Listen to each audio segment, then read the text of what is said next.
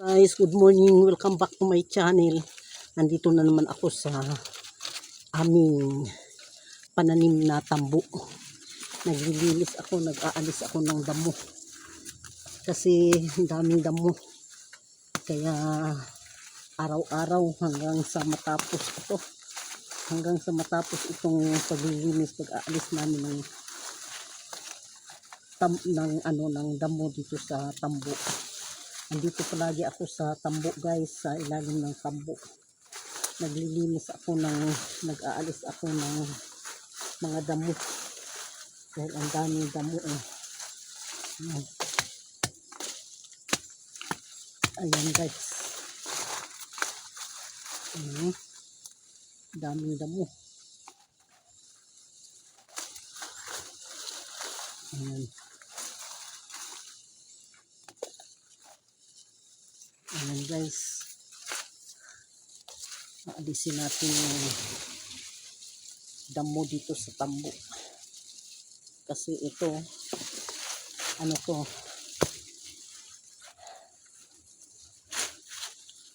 pananim namin ito guys.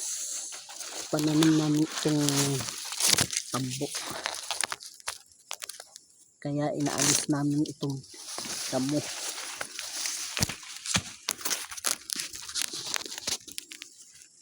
Ayan. Kaya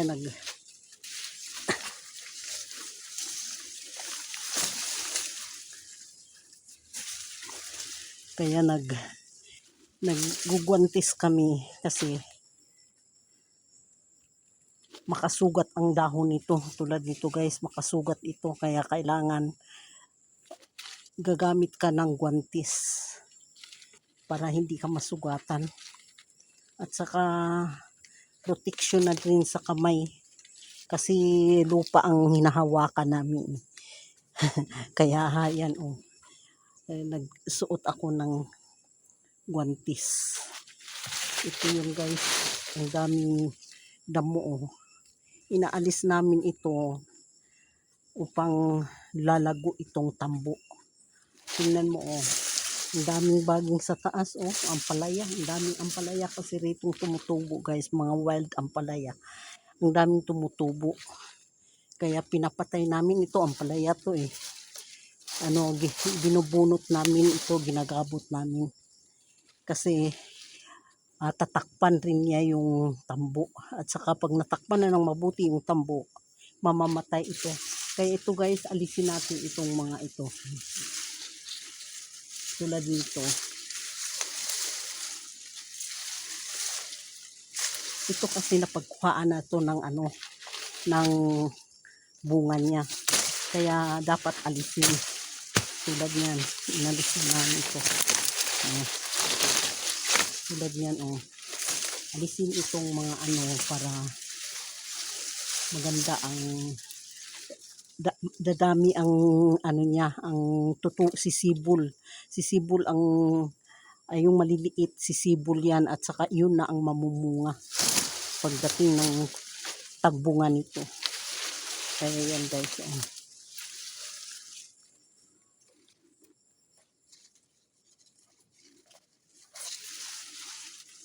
Ayan, alisin natin ito. Kaya dapat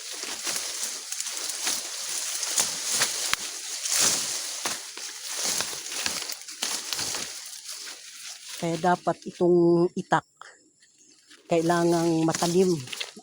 Yung matalim yung itak na gagamitin mo kasi hindi ito kasi tulad nito oh.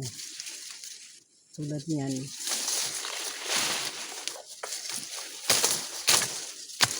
Inaalis namin yung pinagkukuhanan ng bunga niya. Kaya dapat ang itong itak, kailangan matalim ito. Upang madaling maputol. Yung tulad nito.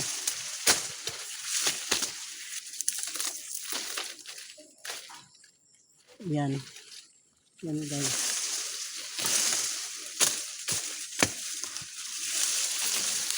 Kaya ang hirap din ng tambo. Kasi kailangan malinisan ang puon niya, maalis yung mga damo. Pag naalis ng mga damo, alisin na rin yung namumunga, yung pinagkukuhaan ng bunga tulad nito. Ito ang pinagkukuhaan na ng bunga. Kaya kailangan maalis ito Maalis ito guys. Upang sa gayon, malinis na ang puon niya.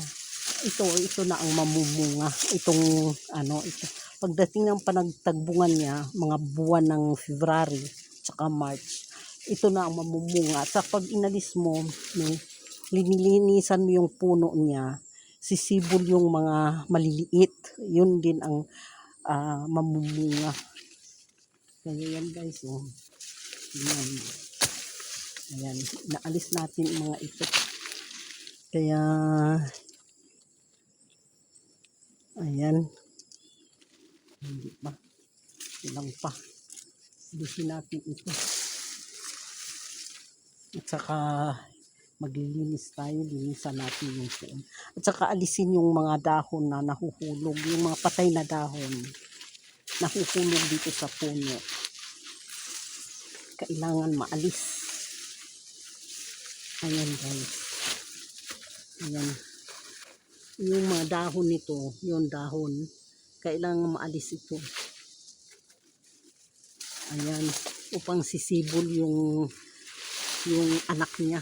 Ay, yung anak ng tambo.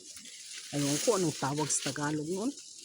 Basta sisibol na lang yung maliliit. Kaya inaalis natin itong mga damo. Ayan. Ayan guys.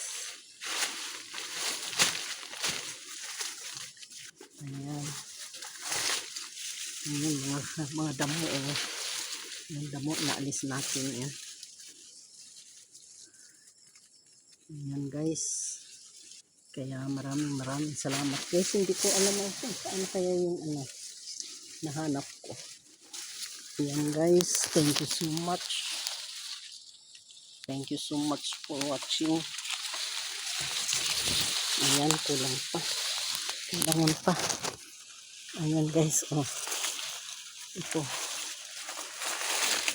Mga damo.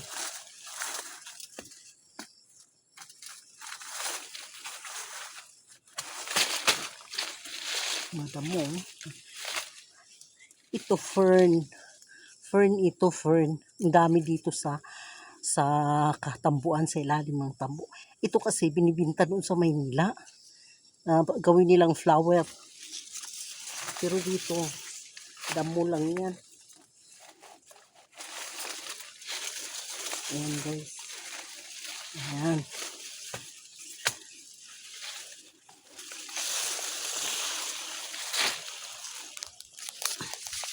Ayan Ayan. Ayan damo.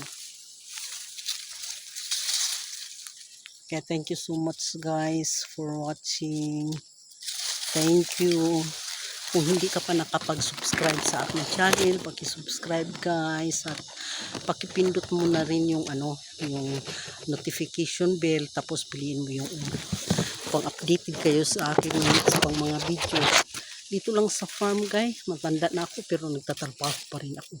Hindi ko kasi gustong magpabigat sa pamilya. Kaya habang ako'y kaya pang magtrabaho, ako'y nagtrabaho. Kaya maraming salamat guys sa inyong panonood.